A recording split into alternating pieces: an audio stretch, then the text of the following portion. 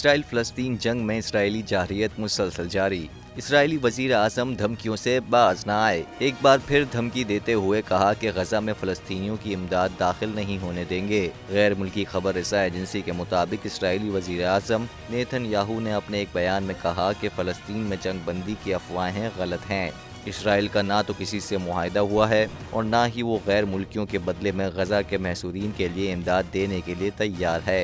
वाज़ेह रहे कि फ़लस्तीन और इसराइल के दरमियान जारी जंग 11वें रोज़ में दाखिल हो चुकी है और इस पर मुआहदे की अफवाहें गर्दिश कर रही हैं, जबकि दूसरी तरफ से होनी वज़ीर आज़म नेतन्याहू ने किसी भी किस्म के मुआहदे की तरदीद कर दी।